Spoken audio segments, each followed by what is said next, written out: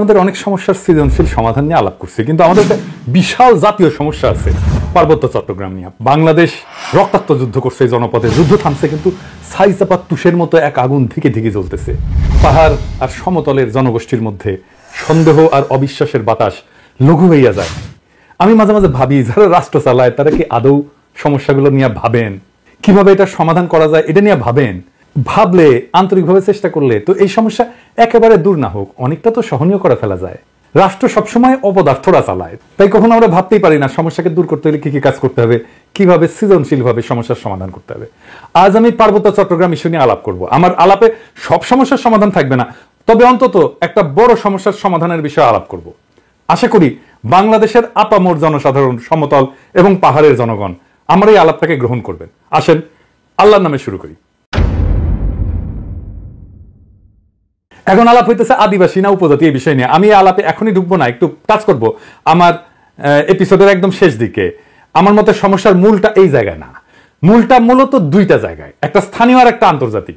আন্তর্জাতিক বিষয়টা আমি প্রথমে আলোচনা করব, কারণ পার্বত্য চট্টগ্রাম নিয়ে আলাপ করার সময় সেই আন্তর্জাতিক প্রবলেমটা, সমস্যাটা, যেখানে ভারত একটা গুরুত্বপূর্ণ ফ্যাক্টর, সেটারে মাথায় রাখলে আমাদের বিষয়টা বুঝতে সুবিধা হবে এবং সমাধানের পথটা ভাবতেও সুবিধা হবে। আসেন এই দুইটা বিষয় কি কি। ভারত মনে করতো যে পার্বত্য চট্টগ্রামের নাগা এবং মিজো বিদ্রোহীরা লুকায় আছে এবং তাদেরকে পাকিস্তানের গোয়েন্দা সংস্থা আইএসআই সাহায্য করে। তো এইটার পাল্টা কর্মসূচি না ইন্ডিয়া, যে পূর্ব পাকিস্তানকে দেশটার রাজনৈতিক মূল অংশ থেকে বিচ্ছিন্ন করবে। তো ভারত এইটার উল্টা কর্মসূচি নেয়, যে পূর্ব পাকিস্তানকে, পশ্চিম পাকিস্তানকে বিচ্ছিন্ন করবে, এবং এই কর্মসূচি নিয়ে আগায় যেতে থাকে। এবং এইটা নিয়ে আগায় যাওয়ার জন্য তাদের গোয়েন্দা মানে রকে সবুজ সংকেত দেয় ভারতীয় নীতি নির্ধারকেরা। অনেক পরে ভারতের গোয়েন্দা সংস্থা র, তার কর্মকর্তা বি রমন এই সম্পর্কে বলছেন যে এই যে পূর্ব পাকিস্তান থেকে ভারতের উত্তর পূর্বাঞ্চলে আইএসআই চালানো কার্যক্রমের অবসান ঘটাইতে ইন্দিরা গান্ধী পূর্ব পাকিস্তানের বাংলাভাষীদেরকে পাকিস্তান থেকে বিচ্ছিন্ন হওয়া এবং বাংলাদেশ নামে একটা পৃথক রাষ্ট্র প্রতিষ্ঠার ব্যাপারে সহায়তা করতে হবে, এই সিদ্ধান্ত নেয়। এটা বি রমনের বইয়ে লেখা আছে। তো ভারতীয় তরফ থেকে বাংলাদেশের মুক্তিযুদ্ধের সংশ্লিষ্টতার একটা বড় উপাদান ছিল একটা বিশেষ বাহিনীকে পার্বত্য চট্টগ্রাম দিয়ে অপারেশনে পাঠানো। এই বিশেষ বাহিনীর নাম ছিল special frontier force. General Uban ছিল এই ফোর্সের প্রথম ইন্সপেক্টর জেনারেল। 1962 সালের শেষ দিকে এই ফোর্সটা গড়ে উঠছিল। 71 সালে এই জেনারেল উবানি ছিলেন মুজিব বাহিনীর প্রশিক্ষক। মুজিব বাহিনী কি জানেন তো? ছাত্রলীগ, যুবলীগ আর আওয়ামী লীগের যৌথ গেরিলা বাহিনী। এরা কিন্তু যুদ্ধ করেনি, আর আজকে তারা মুক্তিযুদ্ধের সিপাহসালার হয়ে গেছে। শুধু তাই না, উবান ছিল রক্ষী বাহিনীরও প্রশিক্ষক। তাইলে বুঝতে পারতেছেন তো যে ইন্ডিয়ার প্ল্যানটা কি এবং কিভাবে সে প্ল্যানগুলো সাজাচ্ছে তার আশেপাশে। এবং পার্বত্য চট্টগ্রামে যখন 71-এ চূড়ান্ত অপারেশন হয়েছিল, তখন মুজিব বাহিনী না, স্পেশাল ফ্রন্টিয়ার ফোর্স নামে ওই আনকনভেনশনাল বাহিনীকেও ভারতীয়রা পার্বত্য চট্টগ্রাম দিয়ে বাংলাদেশে ঢুকায় দেয়। এবং এই স্পেশাল ফ্রন্টিয়ার ফোর্স অনেক দিন থাকে, এমনকি 1975 পর্যন্ত থাকে পার্বত্য চট্টগ্রামে। তো এই ফোর্সের দায়িত্ব কি ছিল? যে পার্বত্য চট্টগ্রামে যে ভারত নিয়ন্ত্রিত মিজোরাম এবং নাগাল্যান্ডের স্বাধীনতা সংগ্রামী আছে তাদেরকে খুঁজে বের করে এবং নিশ্চিহ্ন করা। এখানেই শেষ না, এই স্পেশাল ফ্রন্টিয়ার ফোর্সের সাথে মুজিব বাহিনী পার্বত্য চট্টগ্রাম দিয়ে যখন অভিযান শুরু করে, এটা নভেম্বরের শেষ দিকে। এরা ত্রিপুরা রাজ্য থেকে পার্বত্য চট্টগ্রামের পানছড়িতে প্রবেশ করে নভেম্বরের শেষে। একদল চাকমা তাদেরকে অভ্যর্থনা জানাইতে যায়, মনে করছে তাদের মুক্ত করতে আসছে।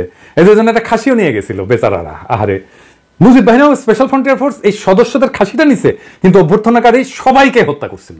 তারপর তারা পানছড়ির পাহাড় গ্রামগুলোতে হামলা শুরু করে, বাড়িঘর লুটপাট করে, আগুন লাগায় দেয়, সামনে যাকে পায় তাকেই হত্যা করে এবং মেয়েদেরকে ধর্ষণ করে। তাদের হামলায় পানছড়িতে ওই দিনই নিহত হয়েছিল 32 জন নিরীহ পাহাড়ি। তারপর তারা পানছড়ি থেকে খাগড়াছড়ির দিকে রওনা হয় এবং যাওয়ার পথে 176টা বাড়িঘর জ্বালায় দেয়। 14 ডিসেম্বরেও তারা 22 জনকে হত্যা করে। এই ছিল আওয়ামী লীগের মুজিব বাহিনীর মুক্তিযুদ্ধ। এটাই তাদের কন্ট্রিবিউশন। বাংলাদেশ থেকে ভারতীয় সামরিক বাহিনী চলে যাওয়ার সময় তাদের সেনাবাহিনীর এই স্পেশাল ফ্রন্টিয়ার ফোর্সকে রেখে দেওয়া হয় কক্সবাজারে। 72 সালের জুলাই পর্যন্ত পার্বত্য চট্টগ্রামে অপারেশন চালায়। তারপরে তারা প্রত্যাবর্তন করে। কিন্তু সবাই যে চলে গেছিল তা কিন্তু না, কারণ মুজিব যেদিন জয় বাংলা হয় না 1975-এ, ওই সময় পার্বত্য চট্টগ্রামে অপারেশন চালানো একটা ভারতীয় হেলিকপ্টার বিধ্বস্ত হয়। রেকর্ড রে ভাই। মুজিব মূলত পার্বত্য চট্টগ্রামকে ভারতের হাতে তুলে দিছিল। আমি আর সেই ইতিহাসে গেলাম না, কিন্তু এখন পার্বত্য চট্টগ্রাম নিয়ে ইন্ডিয়ার পরিকল্পনাটা কি? ইন্ডিয়ার একটা দুর্বল জায়গা আছে, চিকেন নেক, তাই না? আপনারা জানেন, যেটা দখল নিতে পারলে 7 সিস্টার জয় বাংলা হয়ে যাবে, আলাদা হয়ে যাবে। ইন্ডিয়া সেটা নিয়ে সবসময় একটা প্যারার মধ্যে থাকে। আমাদেরও একটা উইক জায়গা আছে, সেটা হইতেছে ফেনী, যা আমাদের বাংলাদেশ মূল ভূখণ্ডের সাথে পার্বত্য চট্টগ্রামকে যুক্ত করছে। ওই জায়গা দিয়া পার্বত্য চট্টগ্রামকে যদি আলাদা করে দিতে পারে ইন্ডিয়া, তাইলে চিকেন নেক নিয়ে তার না ভাবলেও চলবে, মুফতে একটা সমুদ্র বন্দর পাওয়া যাবে। তাই সে পার্বত্য চট্টগ্রামের সবসময় বিচ্ছিন্নতাবাদীদেরকে অকাতরে সাপোর্ট দেয়, শান্তি বাহিনীকে সাপোর্ট দিচ্ছে, কুকিজিনদের সাপোর্ট দেয়। তারা জানে পার্বত্য চট্টগ্রাম যদি বিচ্ছিন্ন হয়ে আলাদা রাষ্ট্র হয়ও, তাইলে এই ল্যান্ড লক একটা অতি অল্প জনগোষ্ঠীর ভূখণ্ডের ইন্ডিয়ার উপরে সর্বাংশে নির্ভর করা ছাড়া আর উপায় নাই, আর ওই অংশটা ইন্ডিয়া খাইয়া ফেলতে কোনো সমস্যা হবে না তখন। তবে আমরা এই সমস্যার কথা কম বেশি সবাই জানি, যে দ্বিতীয় যে সমস্যা, যেটার কথা আমরা একেবারেই জানি না, আলাপ করি না, সেই সমস্যাটা কি? আসেন সেটা নিয়ে আলাপ করি। এটা খুবই জটিল এবং কম আলোচিত সমস্যা। এই প্রসঙ্গে আমি আর একটা আলোচনা করে নিই, আপনাদের বুঝতে সুবিধা হবে। হংকং আর চায়না মেনল্যান্ড, এই দুইটা ভূখণ্ড কিন্তু একই দেশের হইলে সিস্টেম আলাদা, অর্থনৈতিক সিস্টেম আলাদা। হংকং অশান্ত না? আপনি একই দেশের দুইটা সিস্টেম করলে সেটা অশান্তির একটা বীজ হয়ে থাকে, যদি খুব ভালোভাবে ম্যানেজ করা না যায়। কারণ দেশ বা রাষ্ট্র একটা শরীরের মতো, এটা একটা রাজনৈতিক অর্থনৈতিক সংহতির দরকার পড়ে। ইকোনমিক সিস্টেম আলাদা হইলে রাজনৈতিক সংহতি রক্ষা করা দূর হয়ে যায়। কেন? মার্কস বলছেন যে রাজনীতি হচ্ছে অর্থনীতির একটা ঘনীভূত রূপ, অর্থনীতি যেমন সেটাই রাজনীতি হইয়া দেখা দেয়। কথাটা খুবই সত্য কথা। একটা দেশের ইকোনমি যেমন, তার রাজনীতিটাও তেমন। এটা নিয়ে পরে আবার বিস্তারিত আলাপ করা যেতে পারে, কিন্তু আপাতত আজকাল আলাপের জন্য এইটুকু জানলেই চলবে। পার্বত্য চট্টগ্রামের ইকোনমি কি আলাদা? হ্যাঁ, আলাদা। ওদের ইকোনমি ভূমি নির্ভর। ওদের বর্তমান ভূমির মালিকানা ব্যবস্থা খুবই জটিল এবং বহুমুখী একটা কাঠামোর উপর প্রতিষ্ঠিত, যা ঐতিহাসিক, সামাজিক, সাংস্কৃতিক এবং প্রশাসনিক অনেকগুলো কারণের মিশ্রণ। তিনটা স্তরে এদের ভূমি ব্যবস্থাপনা। এক নাম্বার, ঐতিহ্যবাহী ভূমি মালিকানা ব্যবস্থা। এটাই সবচেয়ে বড় ভূমি ব্যবস্থাপনা। আনুমানিক 50 থেকে 60% ভূমি এই ঐতিহ্যবাহী ব্যবস্থাপনার আওতায় পড়ে। কেমন সেটা? এইটা গোষ্ঠীভিত্তিক মালিকানা, কোনো ব্যক্তি মালিকানায় না। পার্বত্য অঞ্চলের প্রধান জনগোষ্ঠী যেমন চাকমা, মারমা, ত্রিপুরা এবং অন্যান্য গোষ্ঠীগুলা তাদের নিজস্ব ঐতিহ্যবাহী ভূমি ব্যবস্থাপনা পদ্ধতি অনুসরণ করে। এই ব্যবস্থায় জমির মালিকানা সাধারণত পরিবার বা গোষ্ঠীর মধ্যে থাকে। এটা একটা মৌখিক ঐতিহ্য, লেখাপড়া কিন্তু নাই, কোনো দলিল নাই। জমি ভোগ, দখল এবং ব্যবহার করার অধিকার আছে, কিন্তু সেটা আইনগতভাবে নথিভুক্ত না। জুম চাষ হয় না পাহাড়ে, এই জুম চাষের জন্য যে ভূমি, সেইটা কিন্তু এই ঐতিহ্যবাহী কৃষি পদ্ধতি এবং এই ভূমি মালিকানায়। এখানে জমি ব্যক্তিগত মালিকানা না, বরং গোষ্ঠীগত মালিকানায় পরিচালিত হয়। 2 নাম্বার মালিকানা হচ্ছে সরকারি ভূমি মালিকানা। সরকার যেটাকে রিজার্ভ বন ঘোষণা করছে, এটা সরকারের মালিকানা।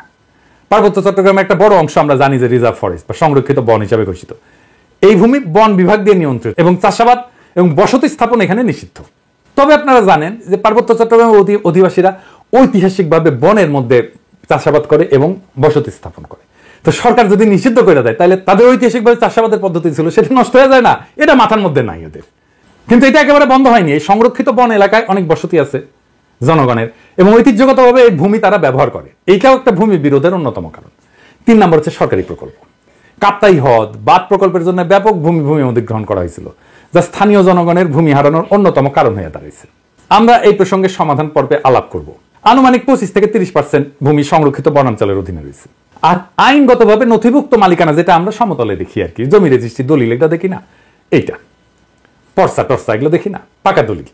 কিছু কিছু এলাকায় ব্যক্তি বা গোষ্ঠী তাদের জমির দলিল নথিভুক্ত করে ফেলছে, তবে এটা খুবই সীমিত এবং এটা সবসময় সমস্যাযুক্ত, কারণ অনেক জমির মালিকানার বিষয়ে সরকারি রেকর্ড, স্থানীয় ঐতিহ্যবাহী নিয়মের মধ্যে তো সংঘাত আছে, তাই না? এইটা ধরেন 10%-এর মতো। এই ভূমি ব্যবস্থাপনার মূল সমস্যাটা কি? সমস্যা হচ্ছে যে পার্বত্য জনগোষ্ঠী তাদের এই ঐতিহ্যগত নিয়মে জমি ভোগ দখল করলেও সরকারি আইনে তো স্বীকৃত না এটা। তারপর ধরেন উন্নয়ন প্রকল্প, যেমন কাপ্তাই জল বিদ্যুৎ কেন্দ্র এবং সমতলে অনেক মানুষ আসছে পার্বত্য অঞ্চলে, ফলে স্থানীয় জনগণের জমি হারানোর ঘটনা ঘটছে। আবার আরেকটা জিনিস বললাম যে রিজার্ভ সংরক্ষিত বন এবং কৃষি জমি নিয়ে যে সংঘাত, ওইখানে তারা বসতি স্থাপন করে, ওখানে কৃষি কাজ করে। সমতলের অনেকে বলে যে আমরা কেন পার্বত্য চট্টগ্রামে গিয়ে জমি কিনতে পারবো না, ওরা তো এসে সমতলে জমি কিনতে পারে। সমস্যা বুঝছেন তো? আপনি কার কাছ থেকে জমি কিনবেন? দলিলই তো নাই। দলিল তো মুখে মুখে, মালিকানা তো ব্যক্তির না রে ভাই, মালিকানা সামাজিক এবং প্রায় 60% জমির মালিকানা এরকম। তো এই বাস্তবতাটা তো বুঝতে হবে। দেখেন এই সমস্যার সমাধান কি?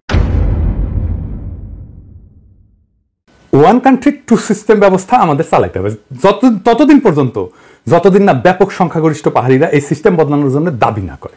আমরা এই ব্যবস্থার জন্য হংকং এর অভিজ্ঞতা, স্কটল্যান্ড, উত্তর আয়ারল্যান্ডের অভিজ্ঞতা কাজে লাগাতে পারি। এইটা করে ঐতিহ্যবাহী ভূমি ব্যবস্থাকে আইনি স্বীকৃতি দিতে পারি এবং পুরো পার্বত্য চট্টগ্রামকে আমরা গ্রিন ইকোনমির আওতায় আনতে পারি। তাহলে আমাদের এই ওয়ান কান্ট্রি টু সিস্টেমটা ভালোভাবে বাস্তবায়ন করা যাবে।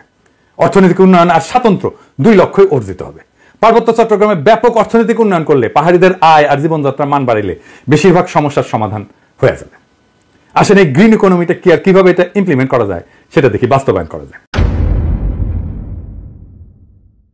গ্রিন ইকোনমি হলে এমন একটা অর্থনৈতিক ব্যবস্থা যা পরিবেশকে রক্ষা করবে, টেকসই উন্নয়নকে প্রাধান্য দেবে এবং এইটাই প্রাকৃতিক সম্পদের সঠিক ব্যবস্থাপনা, পরিবেশ বান্ধব প্রযুক্তি ব্যবহার এবং সবুজ কর্মসংস্থান তৈরির মাধ্যমে অর্থনৈতিক উন্নয়ন এবং পরিবেশ রক্ষার মধ্যে একটা ভারসাম্য আনবে। এবং আমরা পার্বত্য চট্টগ্রামকে যদি একটা সংরক্ষিত এলাকা বলে ঘোষণা দিয়ে গ্রিন ইকোনমির আওতায় নিয়ে আসি, তাহলে অনেকগুলো সুবিধা পাওয়া যাবে। স্বাতন্ত্র্য রক্ষা তো হবেই, পাশাপাশি অর্থনৈতিক উন্নয়ন সম্ভব হবে। সুবিধাগুলো এক এক করে আলোচনা করি। যেমন ধরেন, প্রাকৃতিক সম্পদের সংরক্ষণ করা যাবে। সংরক্ষিত এলাকায় অরণ্য, বন্যপ্রাণী এবং জীববৈচিত্র্য রক্ষার জন্য সঠিক ব্যবস্থাপনা গড়ে তোলা সম্ভব হবে এবং এর ফলে টেকসই একটা বন ব্যবস্থাপনা, যেটাকে সাস্টেনেবল বন ব্যবস্থাপনা বলা হয়, এবং পানি সংরক্ষণ, কার্বন নিঃসরণ হ্রাস করা যাবে এবং পরিবেশ বান্ধব কর্মসংস্থান তৈরি করা যাবে। কিভাবে? ধরেন, ইকো ট্যুরিজম, জৈব চাষাবাদ, প্রাকৃতিক পণ্য উৎপাদন এবং স্থানীয় কারুশিল্পের মাধ্যমে স্থানীয় জনগণের জন্য কর্মসংস্থান সৃষ্টি করা যাবে। পরিবেশ বান্ধব উদ্যোগ নেওয়া যেতে পারে, যেমন সৌরশক্তি প্রকল্প, জৈব প্লাস্টিক উৎপাদন প্রকল্প, এগুলো তৈরি করা যেতে পারে। এবং যেহেতু আমরা এখানে কার্বন নিঃসরণ কমাবো, তাই আন্তর্জাতিক সহযোগিতা পাওয়া যাবে প্রত্যেকটা প্রকল্পে। শুধু আন্তর্জাতিক সংস্থার সাহায্য, টাকা পয়সায় না, প্রযুক্তিগত সহায়তাও নেওয়া যাবে এবং পরিবেশ বান্ধব ট্যুরিজম গড়ে তোলা যায়। এখন যে ট্যুরিজম আসছে, এটা পরিবেশ বান্ধব না, এটা আয়ের একটা গুরুত্বপূর্ণ উৎস হতে পারে।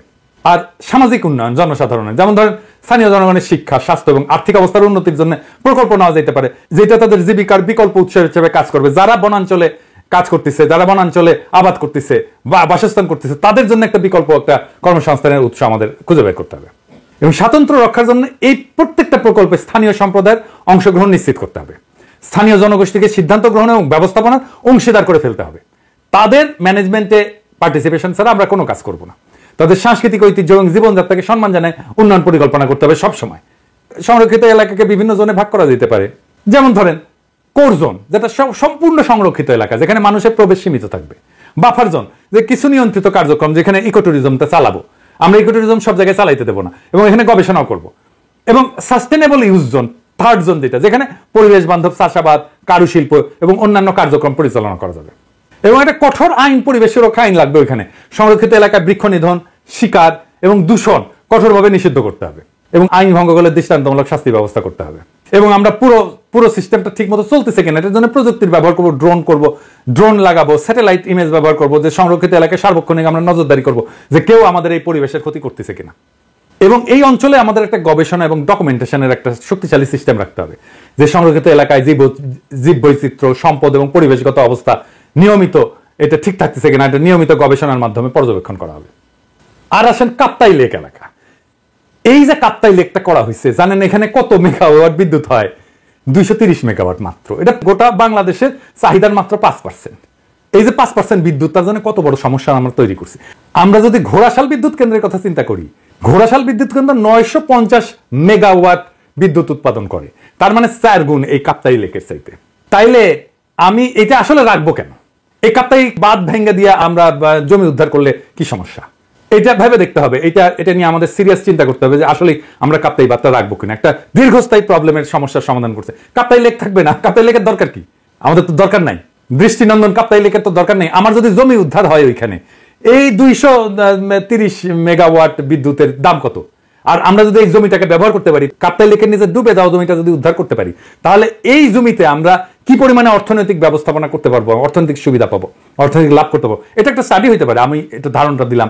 যদি মনে করেন যে স্টাডি করে যদি দেখা যায় যে ওইখানে অর্থনৈতিক সুবিধা যেটা, সেটা অনেক অনেক বেশি এই কাপ্তাইয়ের 230 মেগাওয়াটের বিদ্যুতের চাইতে, তাহলে কাপ্তাই বাঁধ আমাদের রেখে লাভ। এটা ভেঙে দেওয়া যেতে পারে।